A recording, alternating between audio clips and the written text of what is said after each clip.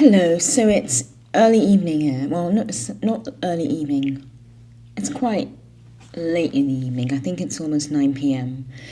But I've been just doing some stuff with on my computer, getting some inspiration. It's raining outdoors as well, so it's just when it rains and you're all cooped up I'm all cooped up indoors, I tend to get some really good ideas and some amazing inspiration. And I guess the forced isolation, the forced being forced to stay indoors and deal with the weather and just makes you more creative and brings out more creativity and creative ideas. So I wanted to talk actually about AI. Now AI has become quite a big thing in terms of creativity. I think there are a lot of job losses to come, but I feel like in terms of humanity and our creativity, we'll be able to deal with all that as it comes in, and I think possibly we'll be able to work with AI a lot better in terms of our creativity. I'm still very on the fence about it, honestly, because it's a new concept, it's scary, it's something that's very new, we're not all used to it yet. But when I bring up this argument, a lot of people are quick to tell me that actually AI has been around for decades. It's just in the last few years that it's really advanced, and very rapidly as well. So my point is, I've been using AI in terms of my characters and my character creation.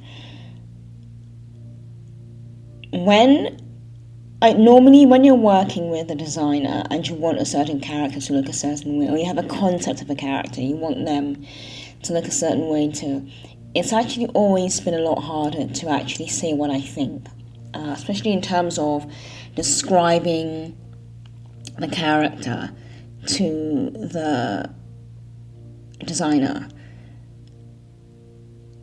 Especially when you have the more minute details, like a certain color of hair, a certain skin tone, a certain wave pattern in the hair, just exactly how you imagine the character to look. I've always found that quite difficult. I don't know why, because I'm not very good with the very minute details, and I sometimes feel silly explaining to a designer that, oh, actually I want this character to look this way, to be this exact weight, this exact height, I want their wrists to be a certain size, I want them to be a certain height, I want them to wear that particular jacket, and I want them to wear this particular jeans, not that colour. So I guess I've always held back because I felt a bit silly being that fussy. And now I realise that perhaps I shouldn't have held back as much, because you are paying someone to design the character you want. But you have to be able to confidently tell the designer that this is exactly what I want, to the smallest, finest detail, because that, I guess, will help the readers connect with the character. In all my books, I don't really like having, I know with some books, they like having the characters, the faces. I don't like facial characteristics. I don't like my character's faces showing on the books, because I like to leave it to the reader's imagination. Obviously, I'll say this character has a skin tone, this race, they're long hair, short hair, bald, whatever. But I've always let the readers decide. Something I first did with the Dwellers Beneath the Arches series, where you look at the books, all three books, The Dwellers, Browning House, and The Longest Night, it's just the character silhouettes. And I have a thing about silhouettes. I don't know where that's come from. I just like the idea, because I don't like I've never liked characters' faces on novels. I don't know why. I think it's just something I find a bit uncomfortable to deal with.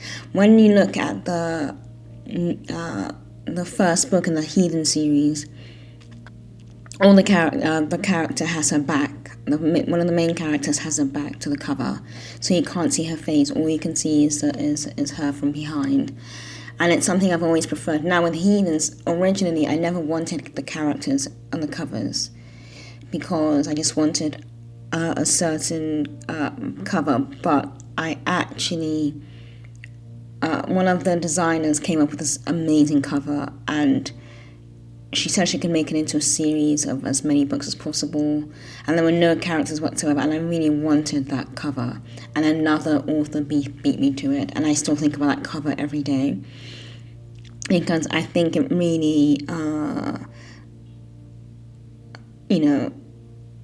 covered all the bases I wanted for a cover. And I'm not saying that I don't like my current covers. I do love them. It's from the same designer, but I do love these current covers. But so what we opted for was image of the characters from behind. I just don't like faces. I don't know why. And when you see a lot of books, there are not many, apart from children's books, that tend to have faces on the covers. Anyway, so I've been using AI to try and get a better handle of my characters, especially when I want the designers to create any images or bookmarks or any merchandise that's going to be sold in the future, especially the book covers.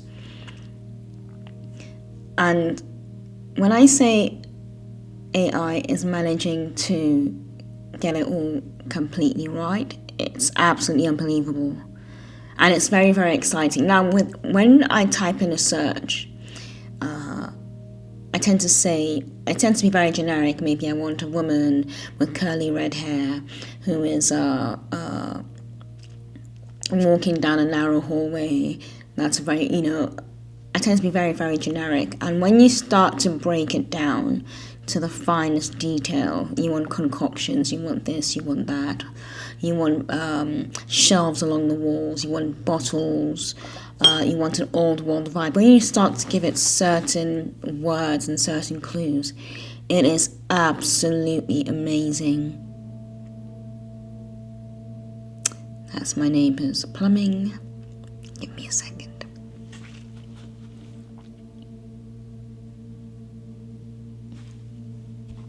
We've been having plumbing issues. Well, I haven't. My neighbour has. And my landlady's dealing with it. Yes. Back to the video. And AI has been getting it right, and I feel almost guilty for using it. I feel kind of guilty because I think, oh God, does this mean that all these designers are going to be out of jobs? But I think there will always be that space for designers, and there will always be room for the creatives. You just have to carve out your own niche.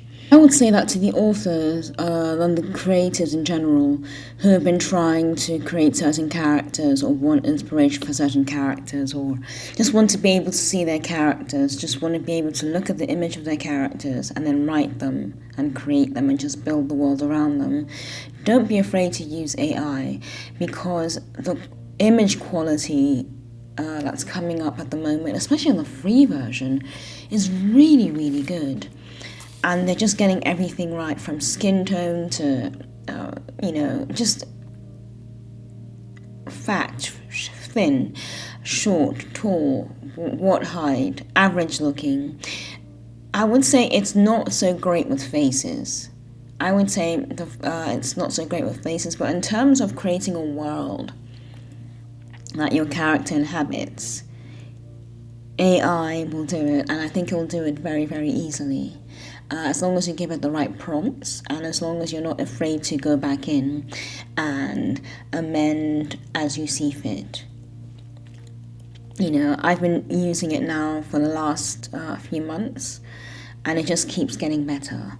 Now, I would say in terms of faces, I don't think it's good for faces. That's my opinion. It'll probably get better, but right now it's not so good for faces, especially faces of more ethnic backgrounds it's not so great with, but it will get better because I think it's still learning, or however you want to put it. Now, I'm not going to say what I use. There are different AI platforms out there. Try out the different ones. But if you want to be able to if you want to be able to look at your character and see your character and see your character's world, and especially if you're sort of still working full time and just writing on the side, and you want to be able to come back to that immersive world and just jump right into it and stare at it, AI might be the way to go. This is what I did recently. This is a character from my Heathens series. Now, as you notice, she's bold. That is the main thing about this character. She was supposed to be bold. They captured that perfectly. Now, in terms of her outfits, I just don't know why the first image has her with, I don't know what it is that like some sort of wing or something? But it's supposed to be she's a magical character. And then obviously the second image, I said, okay, maybe with showing her rank. And because I put in showing her rank, it changed her uniform entirely and made her a sergeant, which is fine, but then it gave her a very strange overcoat, like strange long coat. So I'm just going to keep fine-tuning the character until I get exactly what I want. But she's supposed to be in sort of a suit jacket, like a suit jacket sort of thing, uniform, not a long sweeping coat or a leather jacket. So she just needs fine-tuning. But in terms of the decor around her, she's approaching the police cells, which are magically protected, and there is a lot of... this picture's quite dark because you don't really know what her intentions are. You don't really know if she's an antagonist or a protagonist. You're not sure about that. And then you have all these different characters I've created in the buildings, and I'm just so happy with the image quality I'm getting, because I think for me it has helped with explaining to the viewers and on the channel what I'm working on, where my ideas are coming from, and where I intend to go with the characters as well, and have the actual visual stimulation to go with the videos as well. So yeah, please, although a lot of us are still on the fence about AI, if you want to do a lot of character creation, and I mean the price of approaching a graphic designer for just an image of a character, not for a book cover, not for any merchandise, not for any editorial stuff, is quite high. And then if you're thinking hundreds of characters over the course of a series, or thousands of characters, that is a lot of work. And obviously I want to be able to show what the tribes look like, the heathen clans, all the different witching tribes and everything. So I'm just using AI at the moment, and it's working really well.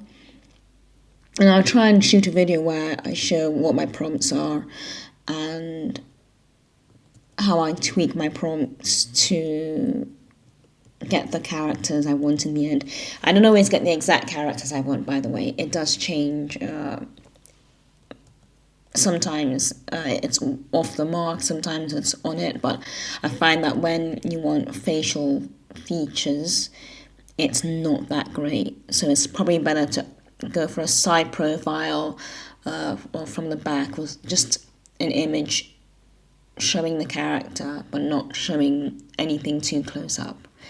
I hope it helps, and if you're writing, please do keep writing, and I hope you keep getting lots of inspiration, and I will see you in the next video.